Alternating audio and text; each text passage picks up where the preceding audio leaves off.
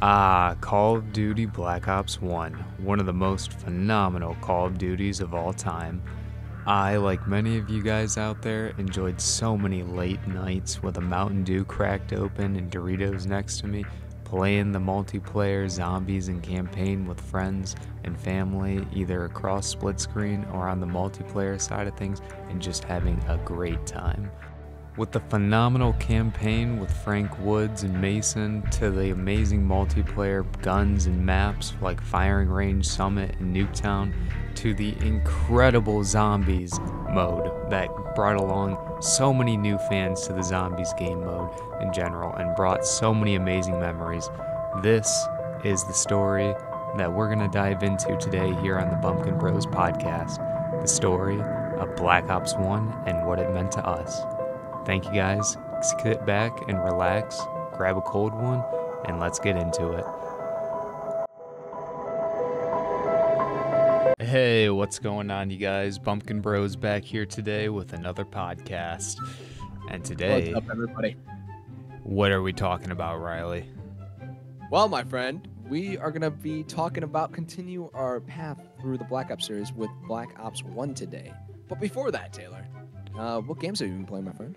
Well, you know, I have been playing quite a few. No, I wouldn't say quite a few. I've literally only been playing Black Ops 3. So, hell yeah, I've been dusting up, doing some of the old Easter eggs, playing all the maps again, all that stuff. So it's been pretty good. I've been really enjoying it and enjoying my time. I've been trying some of the different custom maps, some real fire ones out there. So getting ready for what's that? The one in heaven that you were playing the other day. Yeah.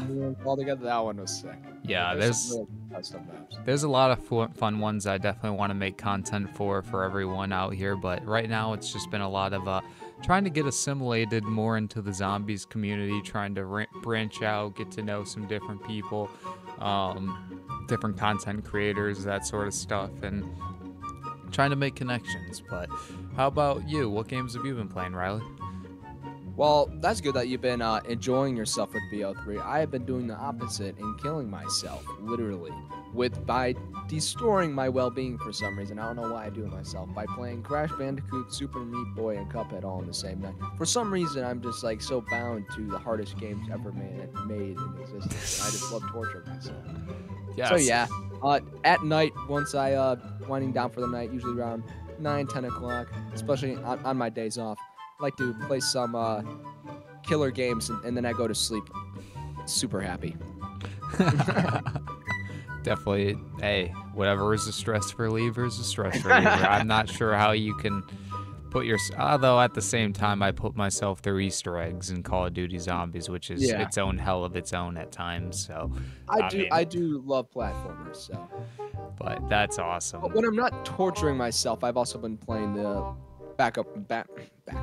Batman Arkham Knight. That game, I'm still going through the story on that game as well because I love the Arkham games.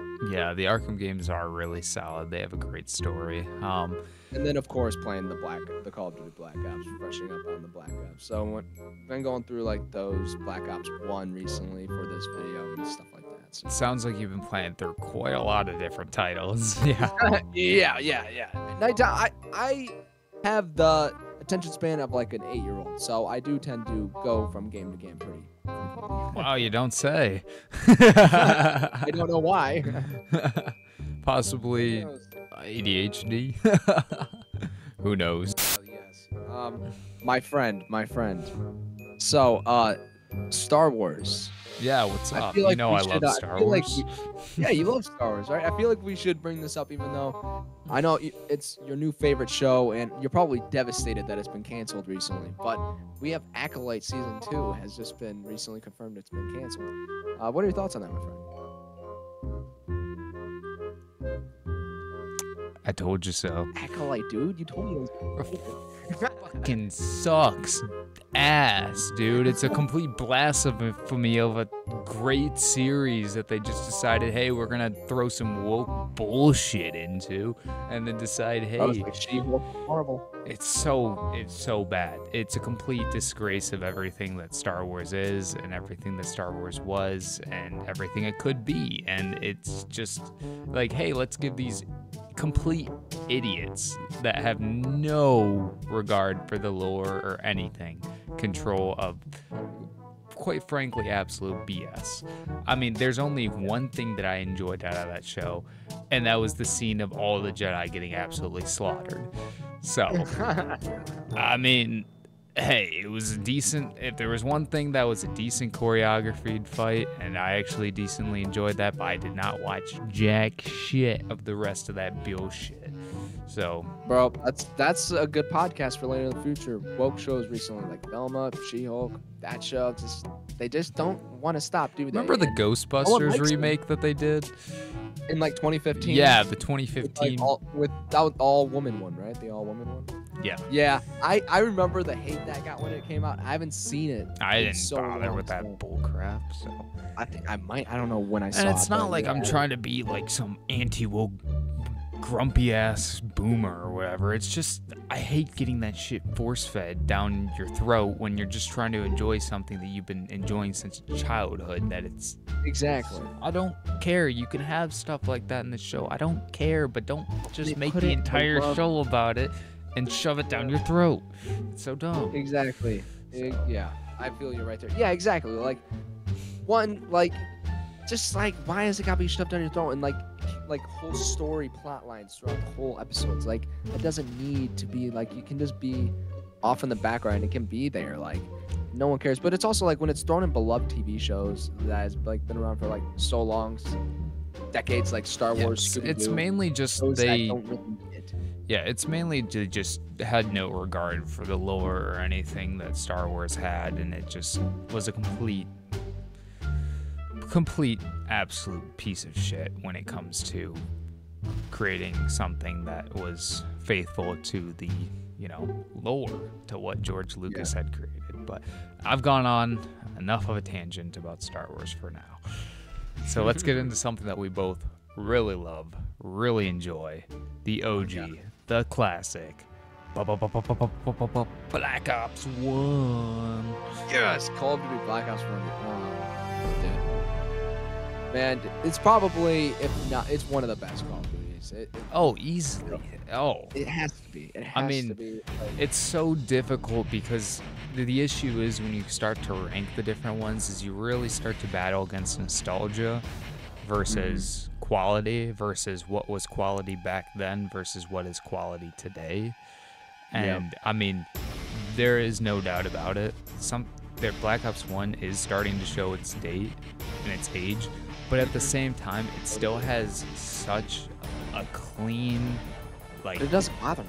No, it doesn't bother. The guns look clean. Overall, it looks like a really good game. I mean, when you start getting nitty gritty with like the character faces and stuff like that, yes, it looks dated and stuff like that.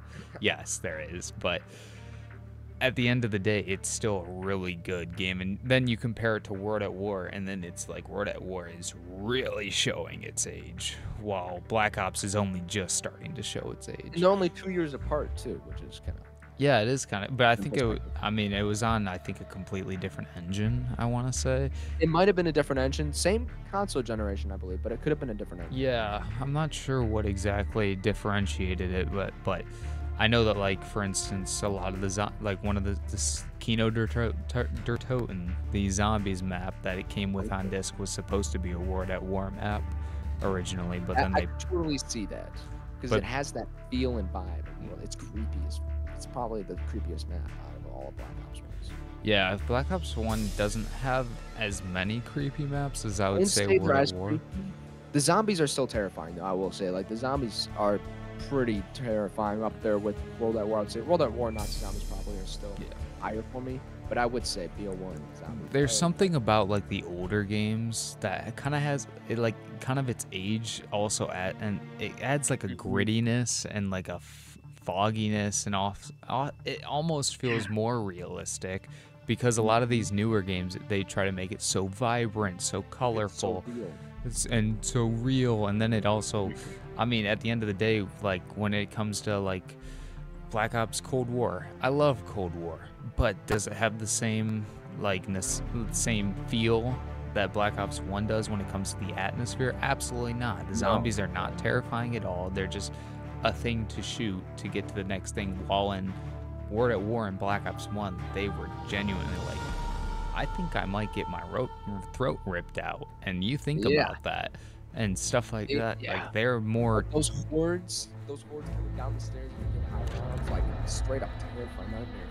Oh, you get caught in the wrong area at the wrong time, and it's just like that feeling of like, I am bummed that like the newer games, it's like you always have a second chance, and you just don't feel it as much as you do the older games. And on top of that, like it's just this like that, and like the gun balance too. I don't know if you've noticed that like in the newer games, it's like you can pretty much pick up and use any gun and it'll work fine. While in the old games, like especially Black Ops 2, there are a lot of shitty guns in the box, and as compared to like those guns. Yeah, like I remember in BO2 being like, it's like, oh crap, I pulled the I don't know what's called, SMR or something like that. Yeah, an SMR. Yeah, like an SMR is like, oh, no one wants SMR. But in Cold War, I really could care less. Just give me any of the guns, and I'll just it doesn't really matter. You're totally right on that. Like, kind of I can't think of the word, but yeah. But do we want to possibly hop into the campaign side of things? Oh yeah, our little tangent on how amazing this game is. Now let's go. Let me video this game a little bit more and talk about the campaign, which is probably, if not, okay, it's probably the best written. It's hands down probably the best written Call of Duty. It's one of my all-time favorite storylines. It's probably my favorite storyline, but there's just so many standout missions in here. Mason, well, I'm not gonna do missions yet, but Mason and like Woods, like the introduction of those guys, two staples in the Call of Duty franchise. And then we got some iconic villains like Dragovich, and then like how you were talking about earlier with funny scenes, like killing Dragovich at the end of the game, drowning him in the water, his face gets like all like dumpy looking. It's so good. It's just such a great scene. The main villains, Dragovich and I think it's Dragovich and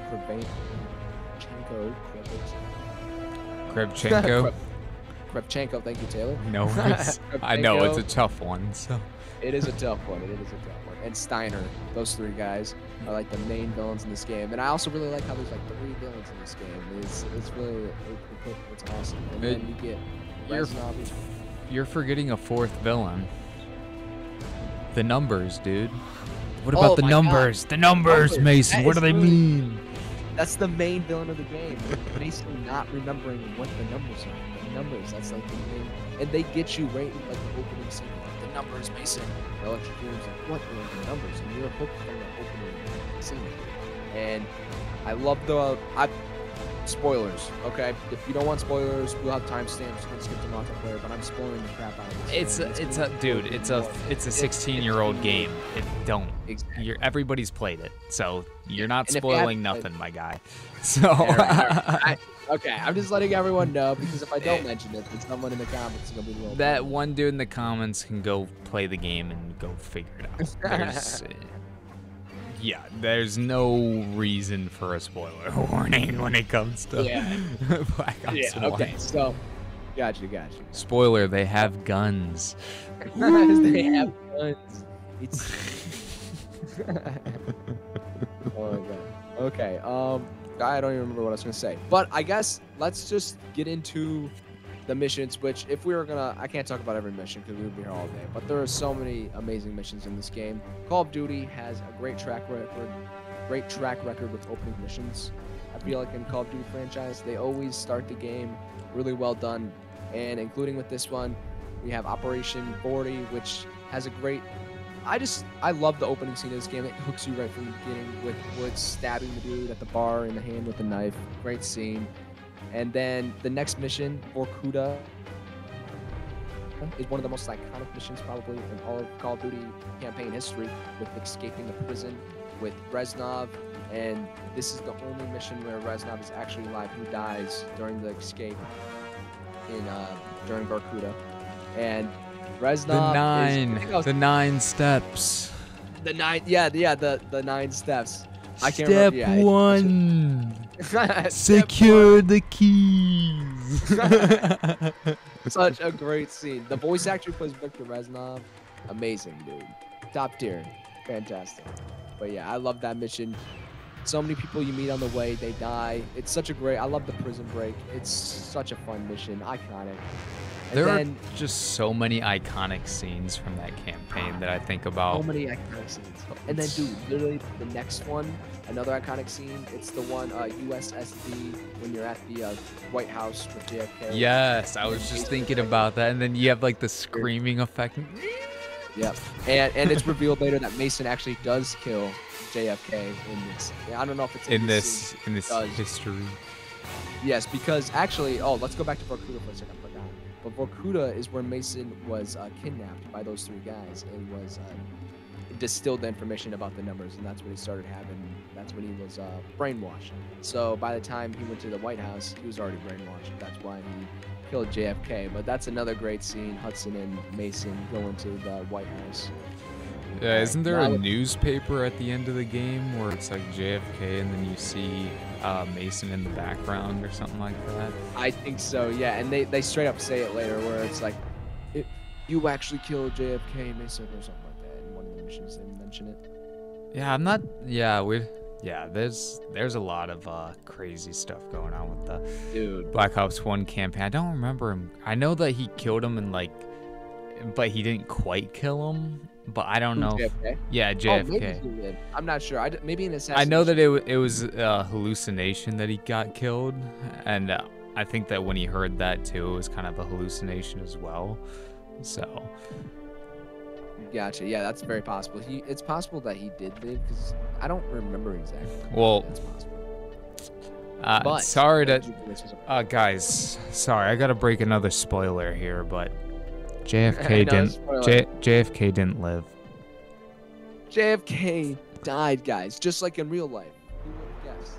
Bro, what? Bro, what? Straight up spoiling the game. You're lying, man. Stop. Cut the cap, bro. Cut the cap. Stop right now. He was gonna die either way.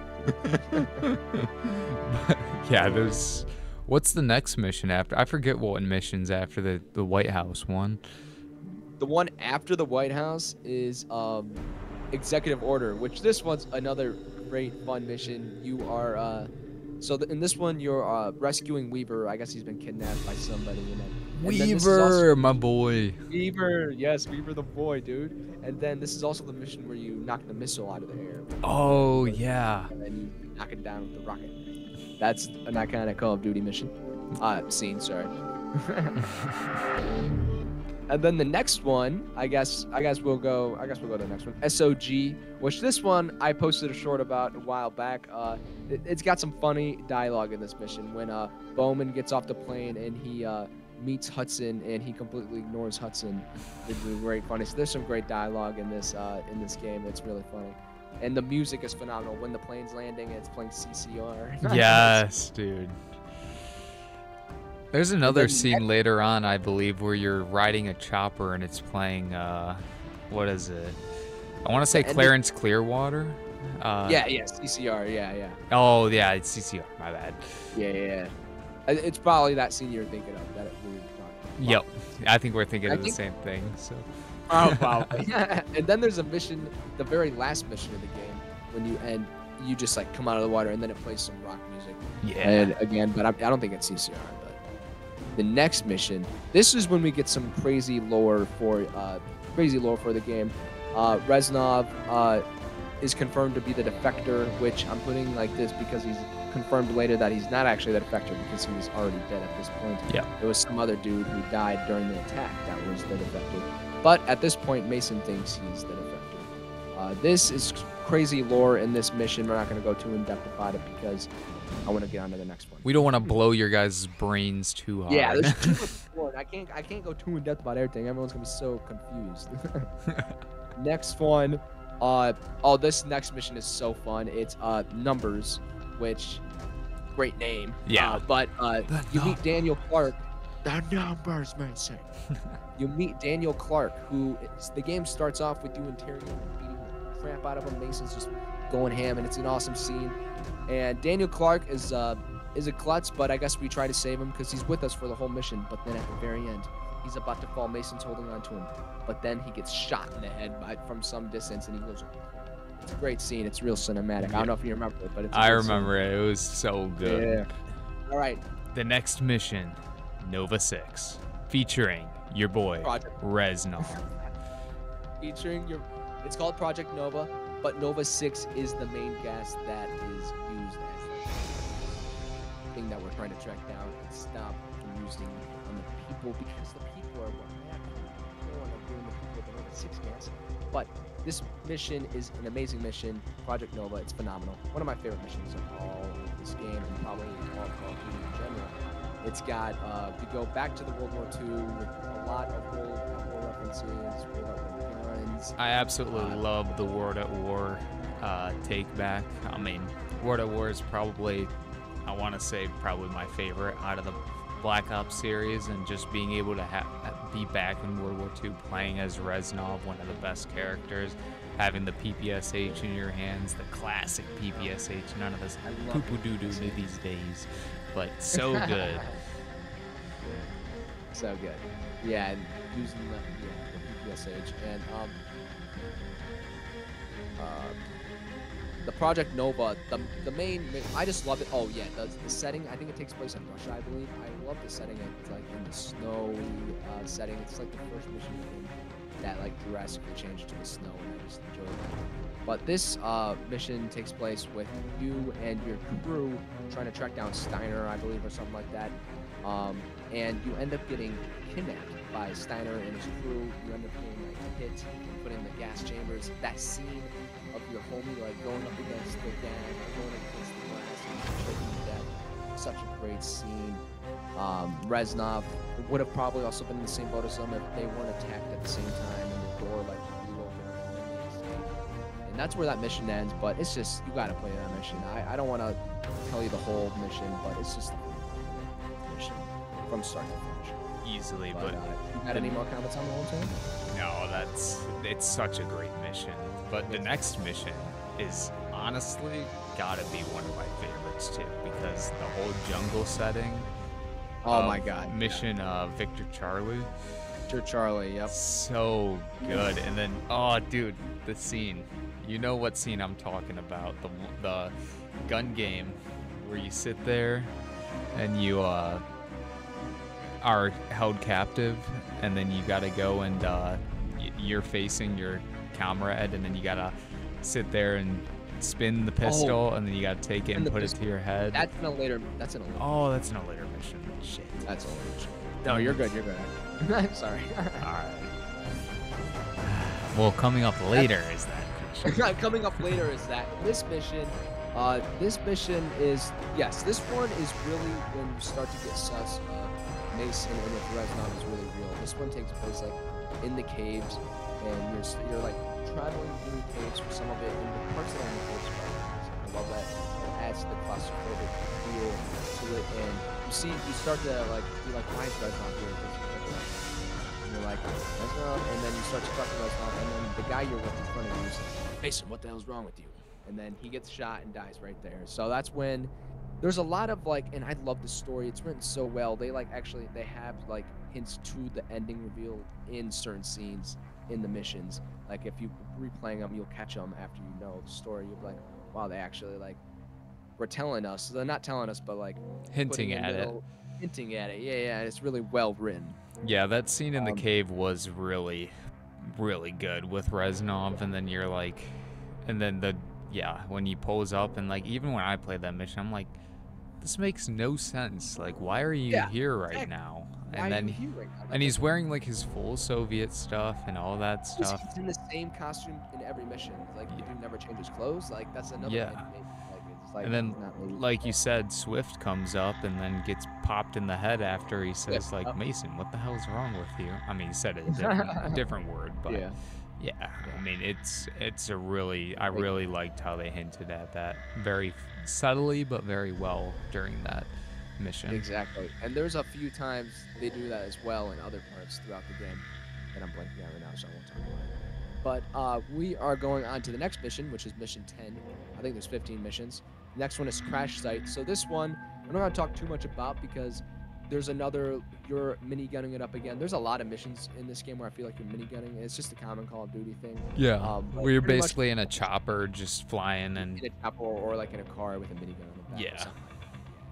I don't know if you're flying or if you're in a truck. I can't remember. But you're pretty much just traveling to the crash site the whole time. But once you get to the crash site, that is a really cool... it ends with the plane splitting in half because you're like jumping through the plane and fighting on the plane. That scene's really cool. Wing of the plane to get to the fuselage. That's a really done scene. And when towards the end, there's some fun stuff. But I do feel like this is probably one of my lesser favorites just because it's just like a bunch of traveling in it, really. But yeah, it's still overall a really fun mission, and like there's not really a bad mission. It's just like if there was one, maybe that. You got anything for that one, Taylor? No, I mean, I just remember it being a flying and gunning mission. I mean, it kind of blended in with a lot of the other ones. It wasn't as iconic as the other missions, but it was still a solid one. I can't think of any real Black Ops missions in particular that I think like, oh, I dread doing that one. Yeah, there isn't really one for me. Yeah, that's poopy. I don't want it. But on to the next mission, WMD. WMD, yes sir, my friend. We are over the halfway point. We were getting close. But this is a fun one. This one always stands out to me because this is the one where you're going like back and forth between controlling the squad from like the airplane thing, and also the opening scene where like rocket up to space. I don't know why they have that added, but it's a cool scene. But yeah, going back and forth between controlling the squad and then you can actually control the squad on the ground. It's fun. I enjoy how they do that. I enjoy stuff like that. Like trying something new. I haven't really done something like that before. So I thought that was a pretty cool touch, and it makes it stand out from other missions. I wouldn't say like this one isn't really like lore heavy, but oh yeah, and then there's also a fun scene when you're parachuting off the mountain, and is this the one when you're doing I can't remember if this is the one I'm gonna talk about it now.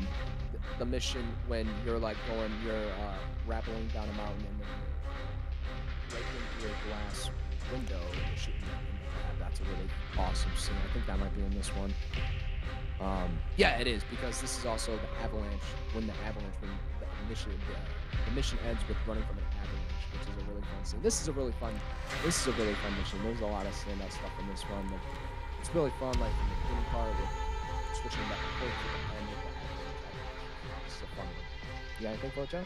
I just remember doing the grappling down the mountain, and that was definitely the standout of that mission. I would definitely play it just for that part. So. Oh yeah. And now we're starting to get to the missions that are like really closing up the story now. But this next one, Payback, I love this mission.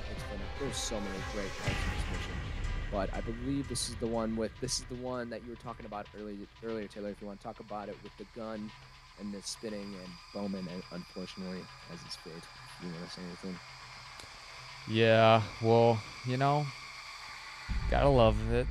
Not really. Gotta love it. It's such an iconic scene, though. I mean, when I think of Black Ops 1, this is the scene that I think of when it comes to it. The fact that you were sitting there on the table or across from Bowman, and it's like, I don't want my buddy to die. He doesn't deserve it. And the way he goes out. And the fact that only right after then, that's when you guys decide to escape. It really disappoints me that they didn't try to do it with Bowman still there. Yeah, you would have had a whole extra hand of help. It's like they didn't think of the plan until Woods walked in. Oh, now, okay, I know what we're gonna do now. But when it was Bowman, then something else. Yeah, but I mean, Bowman looks really like. I felt so bad for Bowman. But that's just such an iconic scene. I mean, that's really the main thing that I think of that entire mission. Truth be told. Then, even the part after when Woods shows up, it's like, "You can't kill me." It's so good too. The voice actor of Woods is phenomenal. Oh yeah, Woods' voice actor is iconic. Oh my god, he's so iconic. So this is also another one that kind of hints at Reznov not being real. And this mission, I think it's towards the end. Mason rescues Reznov. He's What's the mission's name? This one is Payback. Gotcha. Payback. And Mason rescues Reznov, and I believe he's with Woods and another person. And they're like, Mason, what the hell are you doing over there? So they're like, what are you doing? Who are you talking to? And Reznov is obviously not there. Another one where Reznov just randomly appears. And also, fun fact, it ends with you get a flipping flamethrower, dude. Like if one of the bodies drops a flamethrower, so you can like end the mission with having a flamethrower, lighting it up. It's an awesome mission. Iconic mission. Like there's nothing wrong with it. Absolutely iconic. Oh my God! And then another like one of the most iconic Call of Duty scenes ever. Probably you probably know. I don't know. Well, once I talk about it, you'll know what I'm talking about. But when Kravchenko's about to kill Mason, and then Woods jumps out the window when he pulls the grenade. That's awesome. Dude. This is a phenomenal mission. Woods' sacrifice, man, dude. Not gonna lie, I thought he was dead. I thought he was dead for sure. There was no chance that he was coming back in my mind. But then, Woods survived. They didn't reveal he was alive until BO2, right? Yep, until he was. BO1 out. Yeah, I don't think so. I think it was only in BO2 when he pulled up in the wheelchair that he apparently doesn't need. Yeah, and he saved him from the back of that semi-truck. It was like about to, looks like he's been like brutally beaten to death. Yeah, but Woods. That's from BO2. Yep, that's from BO2 when you saved him from that truck. Yeah, that was. Yeah, we'll save that from BO2. Yep, you guys will have to stay tuned for next. Yeah, for the next podcast. But Rebirth. But yeah, I love this mission. So mission, yes, absolutely 10 out of 10. But the mission Rebirth. This is another like really I don't know. This mission is great. Got some. It's another one towards the end, so it's wrapping up a lot of loose ends. Yeah. Mason kills Steiner in this one. Sorry, Reznov kills Steiner, but it's revealed that it's Mason that killed Steiner, and he was just sitting there watching himself and apparently beat him up. And see, that part always confused me, where it's like, how can you be watching yourself, but you're if that's actually what it's like to hallucinate for real, dude, then they either pulled that off really well, or I don't know, because I've never hallucinated like that before, so I don't know. But if that's actually how it is, that's crazy. But dude, the famous line is said in this scene, "My name is Victor Reznov," and saying it just when Victor Reznov, voice actor, says it, it's phenomenal. When Mason says it, it's still good. But like when Victor Reznov says it, it's like a gut punch. It's so good, dude. And then just killing Steiner, and then the reveal that well, I don't know if they really revealed it, but that they needed Steiner alive, or that the CIA agents that broke in when Mason was killing him was Hudson and Beaver, and then also reveals that. And then I think this is either in this mission or the next one, reveals that it's been Hudson and Beaver interrogating him the whole time in the chair, which is also another great twist. There's so many twists in this game, and all of them I felt I was so confused when I first played through this. I was like, what did I just play, bro? I'm so confused. Yeah, dude. I feel like Weaver and Hudson definitely were really good characters. They're not as talked about as the other characters, but Hudson I really like. Easily, I mean, personally, I really like Weaver, and they brought him. Now he's a part of the Zombies storyline. So I love that. Weaver's my boy, dude. And then, dude, I just Dude, Hudson's. I'm so happy to see him back for Black Ops 6, man. Like, oh my god, I'm so happy. He was already old in the 60s, man. It's been 20 years. Yeah, you think, but I mean, actually, I think it takes place. Isn't it still relatively around the same time period as Black Ops? Because Gold. Oh my god, I forgot. BO6 takes place in 91. Because World War took place in 1960. I think 85. So it's been quite a while. So the dude. Yeah, because I think the timeline goes BO1, Cold War, BO6, and then now BO2. Yeah, BO2's. Well, BO2's like split because some of it takes place in the 80s and some of it takes place. Well, yeah, but I mean, like the majority of it is in the 2020s. So. Yeah, exactly. Yeah, no, you're right. And wait, is there anything else I wanted to say on this mission? Oh, the fact that Hudson sits there and he's like, Mason was Reznov was never real. Yeah. So That's right when they actually reveal it. Like that's like they kind of hinted at it before, and they kind of like said it before. It's kind of like revealed, but that's when they blatantly straight up say it. He was not real. He wasn't there the whole time. So the viewers like that. If you didn't catch on there, that's you got it there. That's like, oh my God, Reznov, he's not not real. here. And then don't they go through the scenes of him with of it goes through the scenes of like Mason talking to like a wall or some shit, and then you know, like, showing him that he's crazy. So then him killing Steiner and all that stuff at the end of it to really wrap it up. So yep. Yeah, but such a great mission. But yeah, I mean, the next mission too, Revelations, that's the final mission of the game. Yep. Go ahead. All right, no, isn't it the second to final mission, Revelations? Oh, you're right. It is second. So I think I talked a little bit about Revelations in the last one, but it's all right. Yeah. I mean, literally, the difficulty is once you start getting to this point of the story, the missions start to blur together really well because you are so invested into the story. Yeah, it is. This is where it's revealed. In this mission, it's revealed Dragovich brainwashed Mason after Vorkuta. This shows the scene of like Mason laying in the chair, and then Steiner, Dragovich, and Kravchenko like saying, "All right, he's fully been." Well, they didn't say brainwashed, but he's been brainwashed, whatever you want to call it. Yeah. That scene's in that one, and then also this is when we get the reveal that the boat that we see when. Oh, I completely forgot to mention. He's not a huge part, but in the very first mission, Operation 40, at the end of the game, you breach a house and you kill supposedly Feldo. I think it's Feldo Castro, something Castro. Fidel Castro. Oh, Fidel Castro. Thank you, Fidel Castro.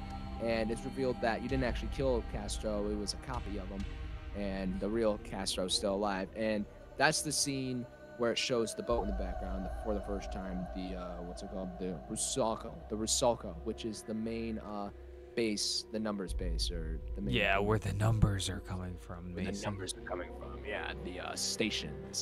But then that brings us right into Redemption, the final mission, which is such a fun mission. You're pretty much going onto the boat to.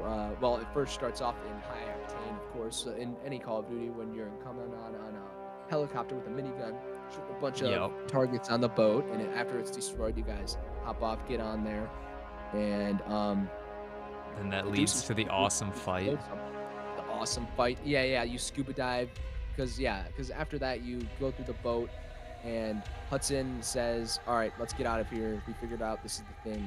But Mason's like, "No, we have to go kill Dragovich," and Hudson's like, "All right, fine. Me and Mason will go. Everyone else get out of here."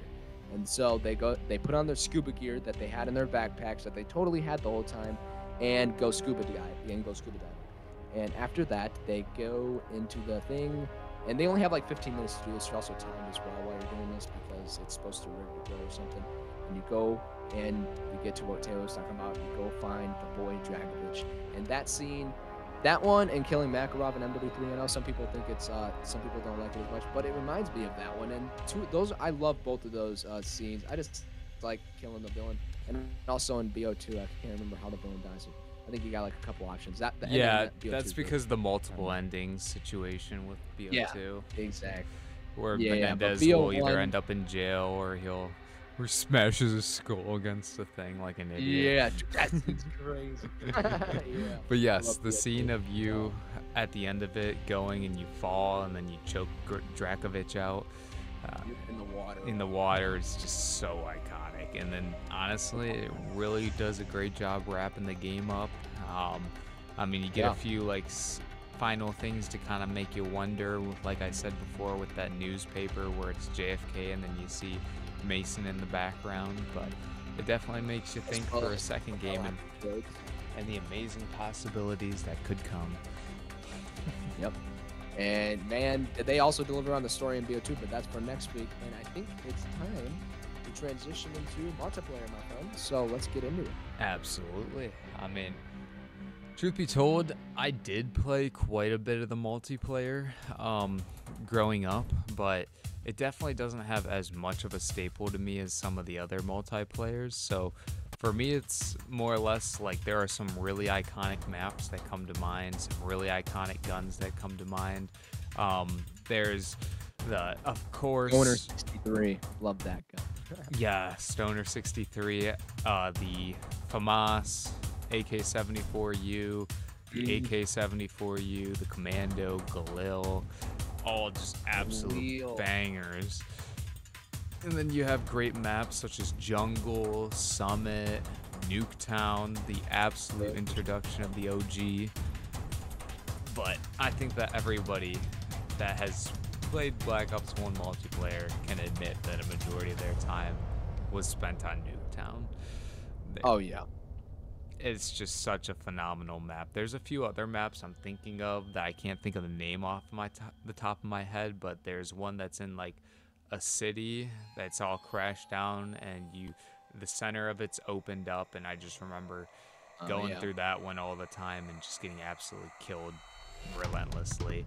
There's also the one that the Ascension Zombies map is based off of, where it's like a rocket pad test site, and that one was always cool because the rocket would go off mid-game and it would open up a different area of the map that wasn't accessible before. So, but overall, phenomenal memories with the Black Ops 1 multiplayer, and definitely worth a revisit if you can play it on Xbox or PlayStation. So Oh yeah. For me, I'm kind of in the same boat with you, where I didn't play as much as this multiplayer BO1. I played more of like the BO2 multiplayer and MW 2 and 3 multiplayer, probably more than BO1.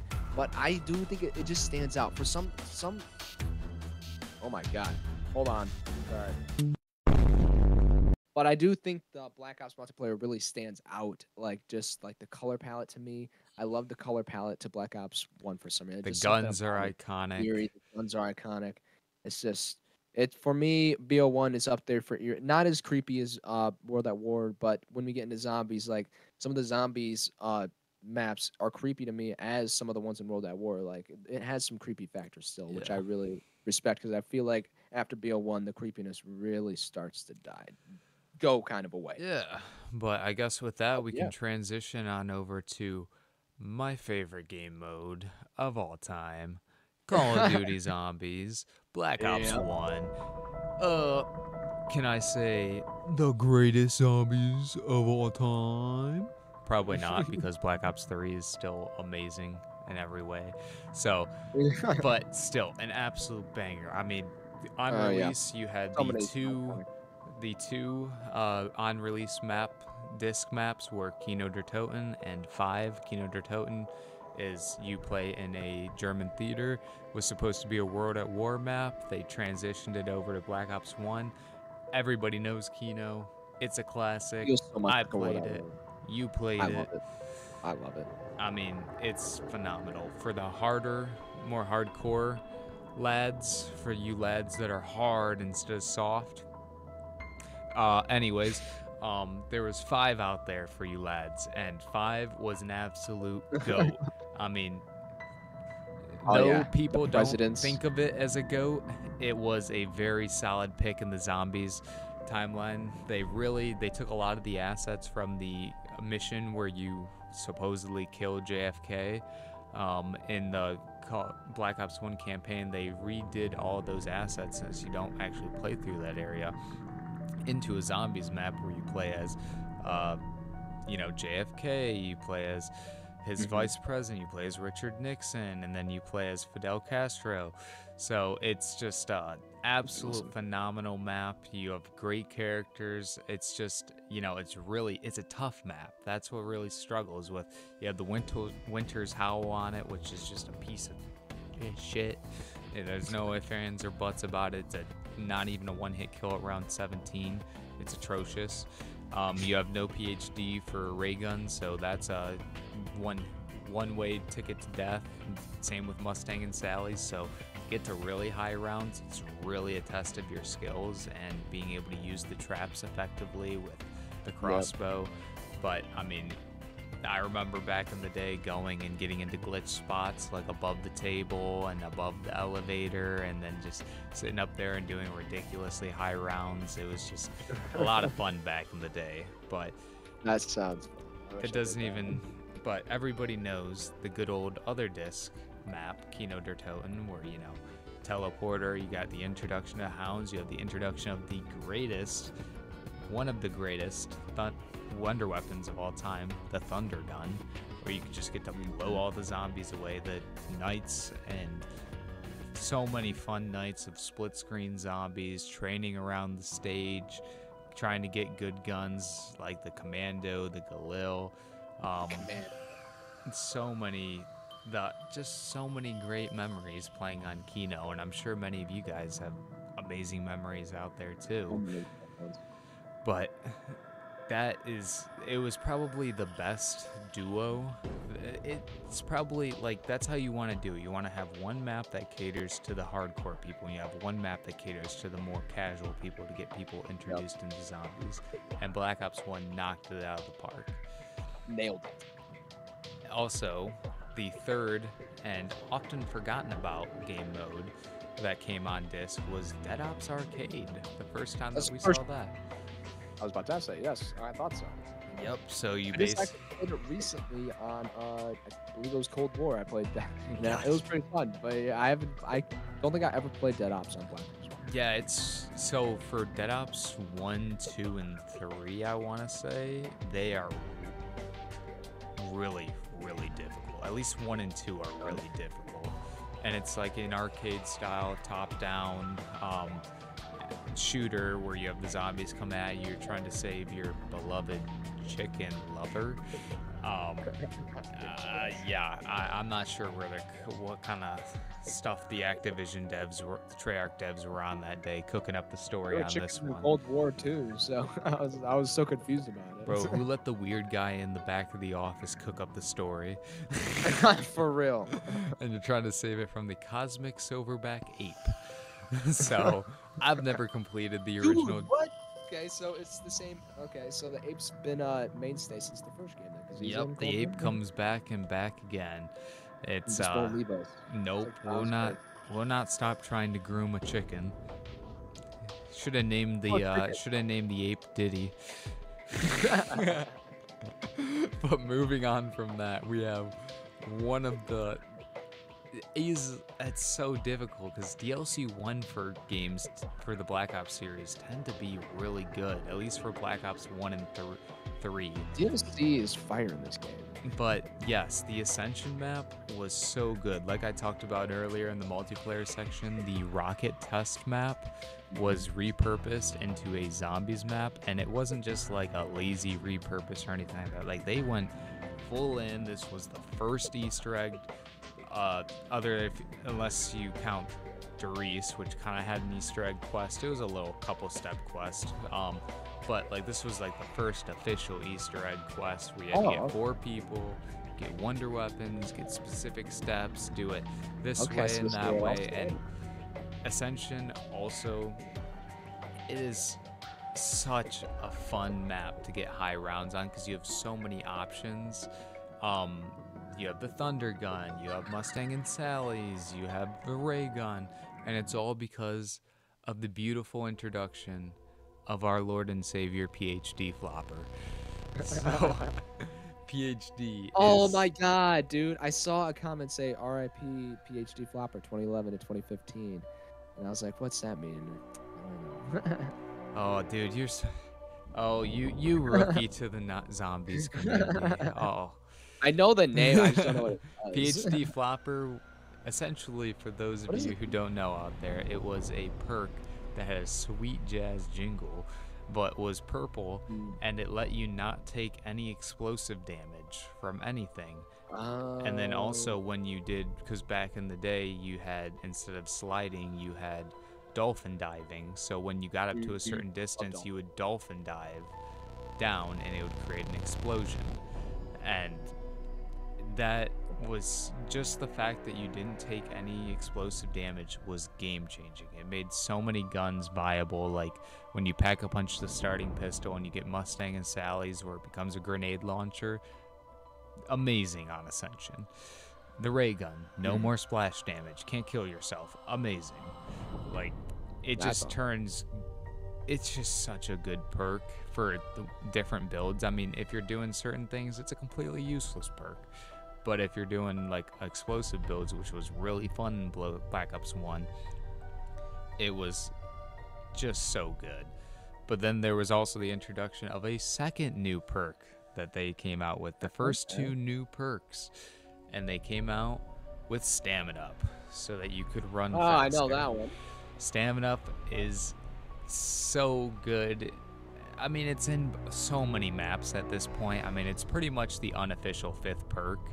They don't want to say it, but Stamina Up is like the... If there was...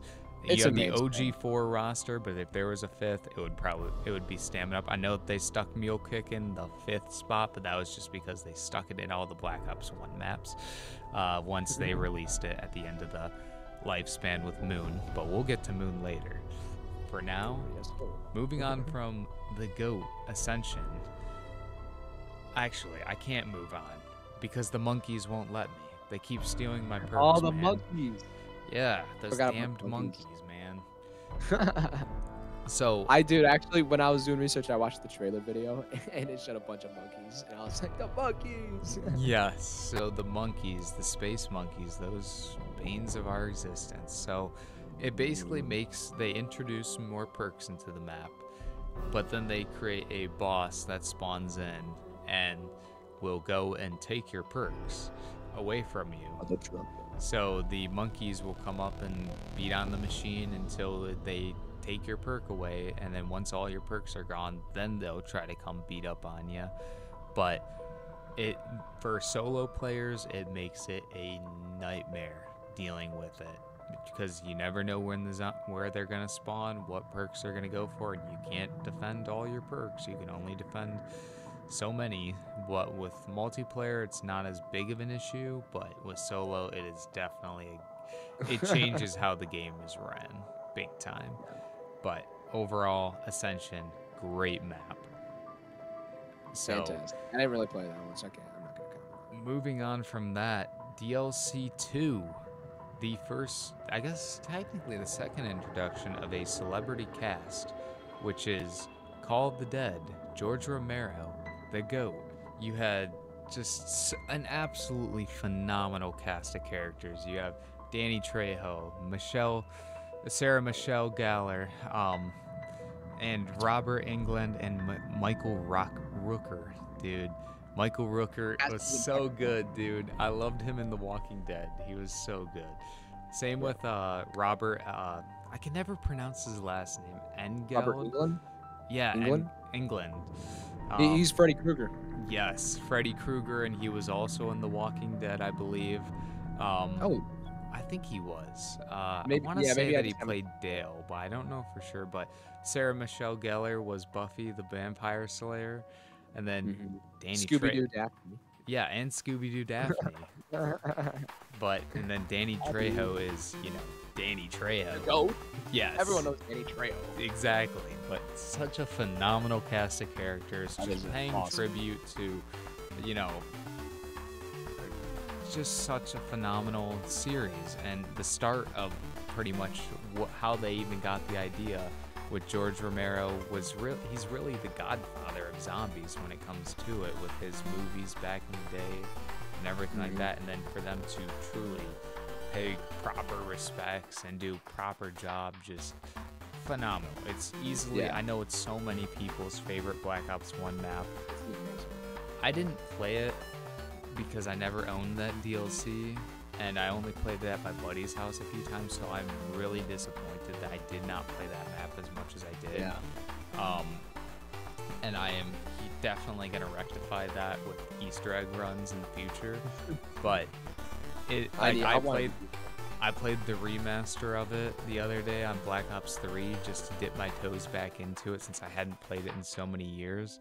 But it just took me back because I remember playing it because it was actually on the iOS version of Black Ops Zombies. They had Call of the Dead, Kino, and Ascension, and Black Ops Arcade. And Call of the Dead on that map it terrified me. There's no way about it. Like, something about the iOS version just scared me shitless when you got George pissed and his model changed, and being a wee young lad on my iPod trying to run away from Georgie boy because he's here to, shove his stinking light pole into my bottom was just terrifying. So also on that one, they took out, so in Call of the Dead, they have the introduction of the perk Deadshot, which is not a fan favorite. It really sucked. It just gave you better hip fire accuracy. Whoop-de-fucking-do. So who wants that? Exactly. It was basically just useless. But also they introduced 2 new wonder weapons onto the map. The VR11, which was the exclusive wonder weapon on the iOS version, so you could only get the VR11, which is a wonder weapon that when you shoot a zombie, it turns them back into a human, and it distracts the zombies, and the zombies will chase him down until he finally gets to a pool of water where he will then freeze to death. So that's awesome. Yeah, it's good on paper. It's phenomenal in co-op because the secret feature of it is the fact that you can shoot your partner, and then your partner gets what's called a red insta-kill, which is a 90-second, I believe it's 90 seconds, but you can basically give your friend an insta-kill, essentially. Oh, that's awesome. So that's like the main high round strategy, is just giving your buddy insta-kill over and over and over again, getting to absurd rounds. But the solo strategy is a lot harder because with the second wonder weapon, the VR11, which is just absolute. Wait, what was that? Oh wait, no, the second one. I'm sorry. That brings us to the second wonder weapon, which does make it really difficult for solo rounds. The Scavenger. The Scavenger is it's an iconic wonder weapon, and I'm so disappointed that they haven't brought it back in any capacity, because frankly, I've only used it in custom zombies and like the one time that I got it over at my buddy's house growing up for like a few minutes, and then I died because I was bad at the game. So it's always been that one wonder weapon that's been out of my grasps, but it's iconic. Unfortunately, it is not an infinite damage wonder weapon, so that's what really makes it difficult to get the high rounds, because the VR11 only kills one zombie at a time. Yes, it's infinite damage, but when you're on solo, you can't do the co-op effect, so you can only turn a zombie into a human and distract the zombies with it, and then the VR11 goes and gets basically useless. It turns useless after like round 45 because it's not an infinite damage wonder weapon.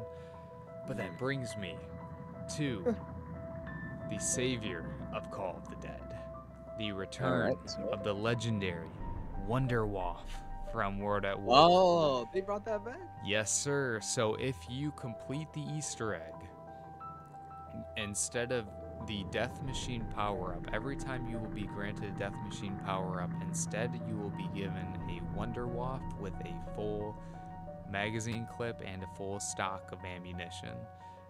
And it'll keep in your inventory. The Death Machine won't go away until you are fully through with all of your ammo. So, but when you are out of your ammo, the Death Machine unfortunately goes away, and then the only way to get it back is by killing George Romero, which he has really high health, so it's kind of difficult to do that over and over again, and it takes time. So unfortunately, like when it comes to solo speedruns for Call of the Dead, the record's only 92. It's never been higher. Nobody's ever gotten to 100 on Call of the Dead. That's crazy.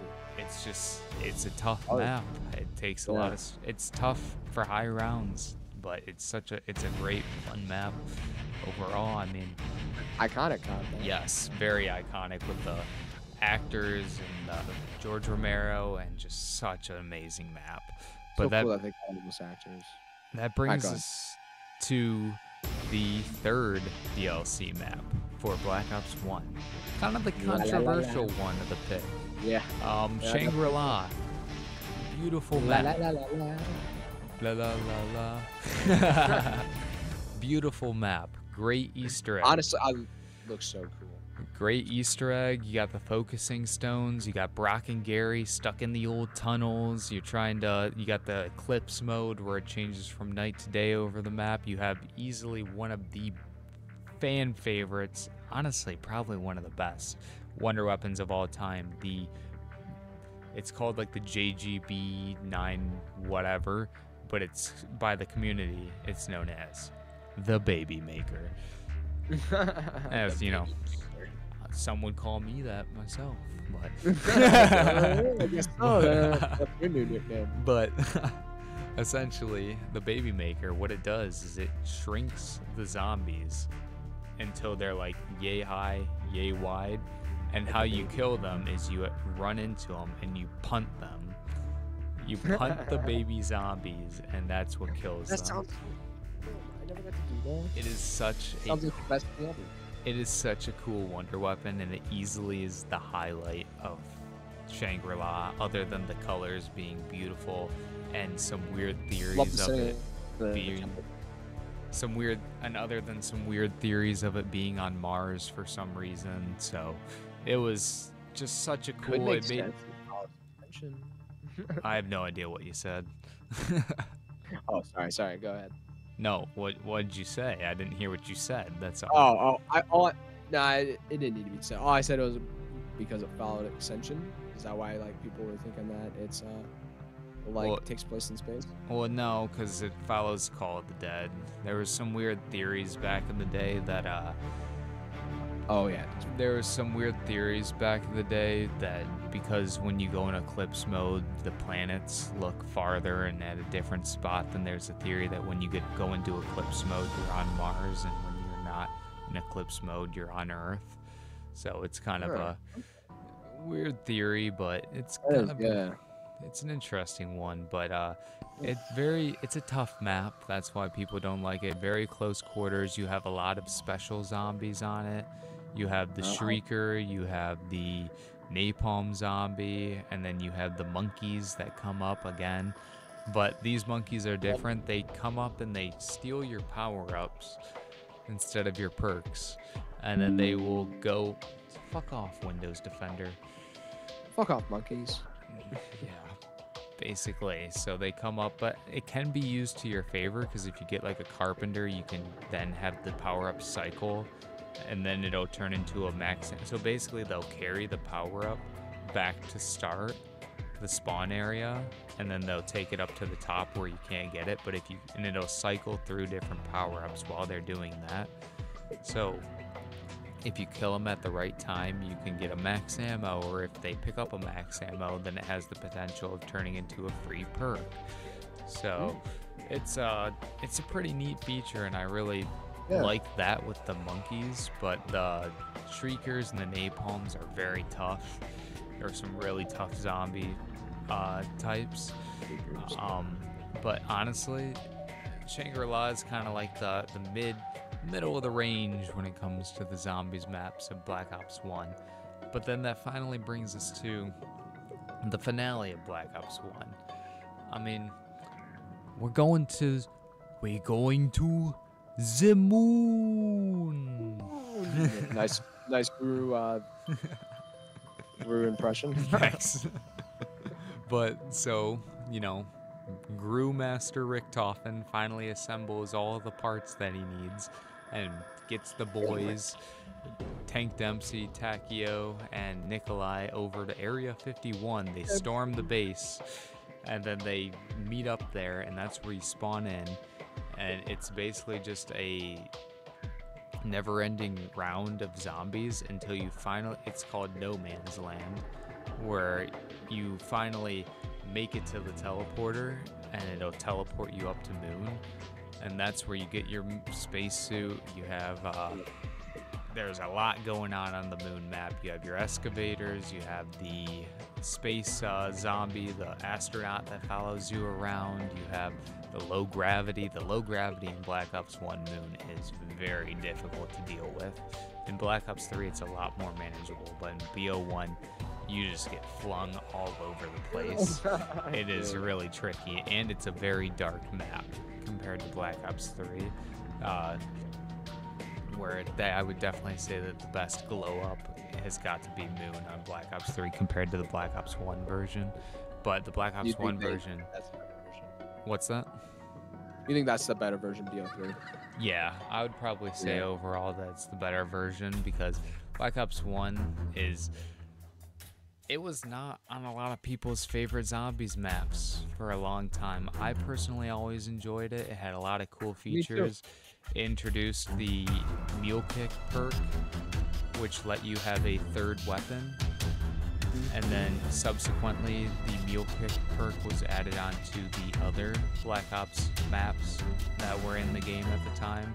So on the release of Moon, they went back and added that. But I see. then they had one of probably my favorite wonder weapon of all time, the wave gun and zap gun, where it's a dual wield, basically electric cannons, and then you put it together and then you shoot it, and it basically turns all the zombies into balloons.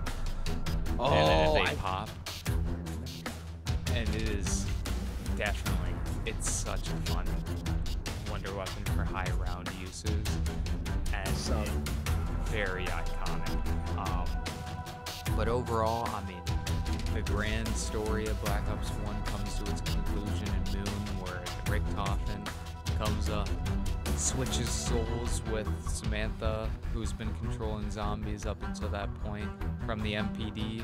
Then we realize that Richtofen's evil too, so Maxis decides, hey, time to blow up the Earth, guys. Isn't that a great idea? Then you'll get transit. So, Yep. So that's essentially the Easter egg. Is you then place Simon Says and then send some rockets at the Earth, and that scene of, I mean, I can't describe the words that it made me feel when I first saw it.